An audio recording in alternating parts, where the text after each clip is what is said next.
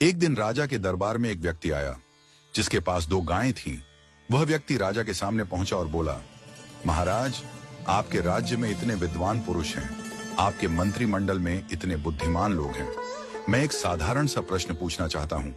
क्या आप मुझे यह बता सकते हैं कि इन 2 गायों में मां कौन है और बेटी कौन? राजा ने दोनों गायों का ध्यानपूर्वक निरीक्षण किया। उसने देखा कि दोनों गायें बिल्कुल एक जैसी थीं। रंग, आकार और स्वभाव में कोई अंतर नहीं था। राजा की समझ में नहीं आया कि मां कौन है और बेटी कौन।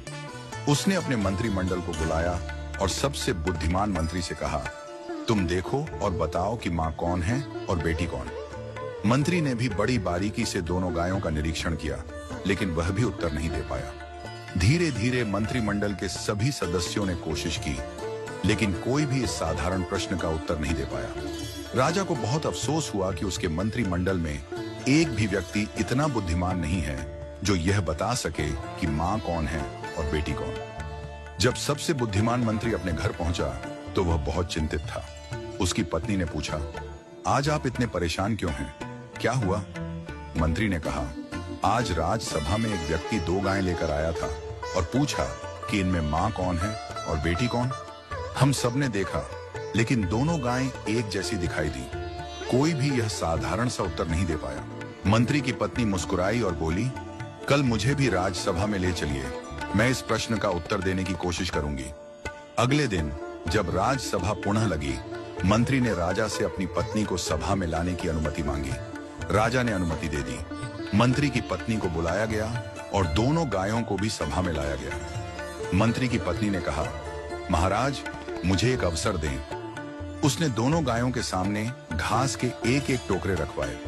जब दोनों गायें घास खाने लगीं, तो थोड़ी देर बाद मंत्री की पत्नी ने घोषणा की, यह गाय मां है और यह गाय बेटी है। वह व्यक्ति जो गायें लेकर आया था, उसने तुरंत सहमति जताई और कहा, आपने बिल्कुल सही पहचाना। राजा ने आश्चर्य से पूछा, तुम्हें कैसे पता चला कि मां कौन है और बेटी कौन?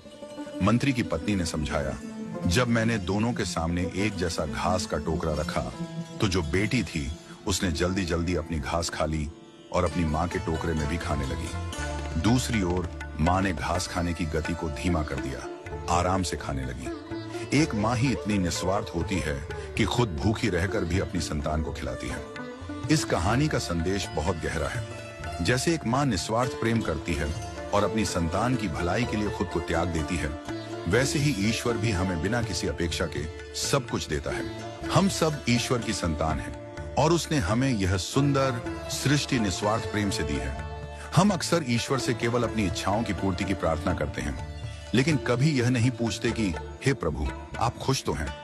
जिस तरह हमें अपने माता पिता का सम्मान करना चाहिए, उनसे बातचीत करनी चाहिए और उनकी खुशी का ध्यान रखना चाहिए, वैसे ही हमें ईश्वर से भी संवाद बनाए रखना चाहिए।